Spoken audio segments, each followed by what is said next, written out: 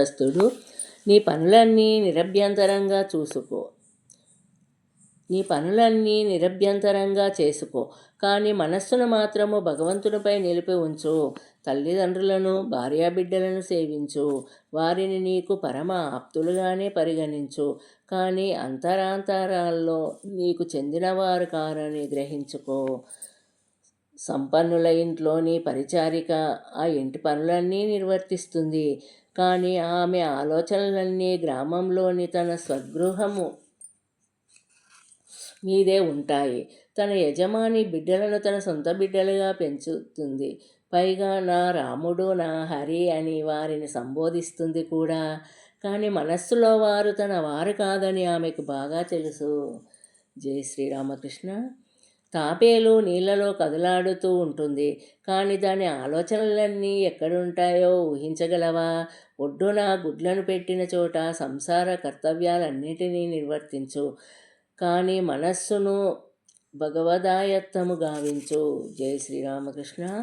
ఎన్ని కష్టాలు ఎదురైనా, ఎట్టి దుర్భర బాధలు అనుభవించినా శక్తునికి బుద్ధి రాదు.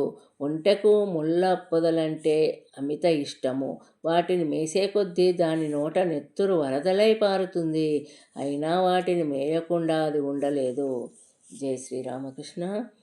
నీ మతము పట్ల సంపూర్ణ విశ్వాసాన్ని కలిగి సుస్థిరుడవై ఉండు, కానీ స్వమతము పట్ల దురాభిమానాన్ని, పరమతాల పట్ల అసహనాన్ని పూర్తిగా విడిచిపెట్టు. అసహనం. జై శ్రీరామకృష్ణ. దాగుడు మూతల ఆటల్లో తల్లి నీ తాకిన పిదప ఇక నిన్ను దొంగను చేయలేరు. అట్లే భగవంతుణ్ణి ఒక్కసారి దర్శించావా, ఈ సంసార జీవనం నిన్ను కలుషితుణ్ణి చేయలేదు. చేతులకు చమరు రాసుకొని పనస పండును ఒలిస్తే చేతులకు జిగురు అంటుకోదు. జై శ్రీరామకృష్ణ. మనస్సు పాల వంటిది, లోకము నీరు వంటిది. పాలను నీటిని ఒకే పాత్రలో ఉంచితే అవి కలిసిపోతాయి, కానీ పాలను తోడుపెట్టి కదిలింపక అట్లే ఉంచితే తోడుకొని గడ్డగట్టి పెరుగుగా మారుతుంది. అప్పుడు పెరుగును చిలికి వెన్న తీయవచ్చు. ఆ వెన్నను నీటిలో వేసినా అది దానిలో కలిసిపోక తేలుతూ ఉంటుంది. జై శ్రీరామకృష్ణ.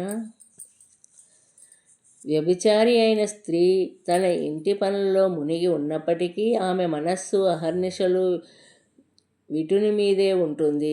ఈ లోకంలో నీ విహిత కర్మలన్నింటినీ నిర్వర్తించు, కానీ మనస్సును మాత్రం సదా భగవంతునిపైనే నిలిపి ఉంచు. జై శ్రీరామకృష్ణ.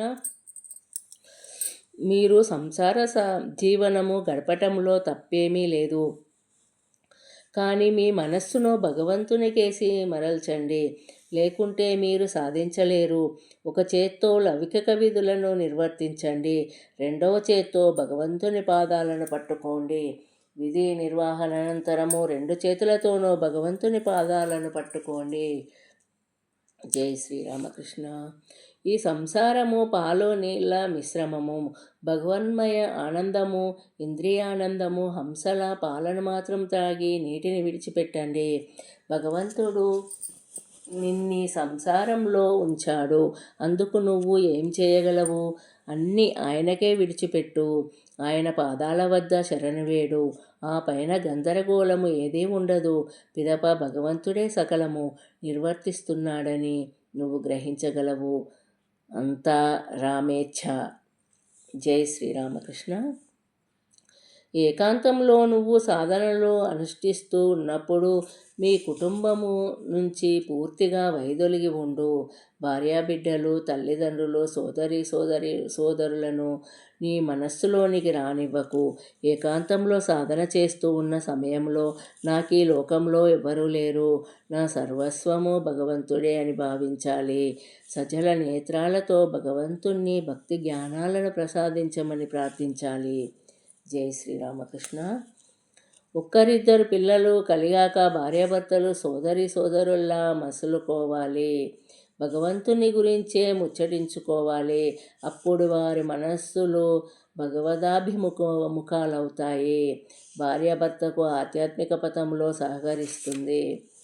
భూతదయ భక్తజన సమారాధన భగవన్నామ సంకీర్తన గృహస్థునికి విహిత కర్మలు. జై శ్రీరామకృష్ణ. సాధు సందర్శనానికి వెళ్తున్నప్పుడు లేదా దేవాలయానికి వెళ్తున్నప్పుడు రిక్తహస్తాలతో వెళ్ళరాదు. చిన్న పండు అయినా సరే ఏదో ఒకటి పూజ్యులకు సమర్పింప తీసుకుపోవాలి. ధనము కూడు గుడ్డలను మాత్రమే సముపార్జించి పెడుతుంది. దానికి నీకు ఏదో రక్త సంబంధం ఉన్నట్లు కానీ అది నీ జీవిత పరమార్థమని కానీ భావించకు. సంసారులై ఉండండి, కానీ సంసార సాగరంలో మునిగిపోకండి. ఏదో సామ్యం చెప్పినట్లు కప్పను పాము ఎదుట నాట్యమాడించండి, కానీ పాము దాన్ని మృంగివేయకుండా చూడండి. జై శ్రీరామకృష్ణ. సమాజంలో జీవిస్తున్న వ్యక్తి దుష్టుల నుండి తనను రక్షించుకోవటం కోసము తామసాన్ని కొంత చూపాలి, కానీ తనకు ఏదో కీడు జరుగుతున్నదని ముందే ఎవరికీ హాని కలిగించరాదు.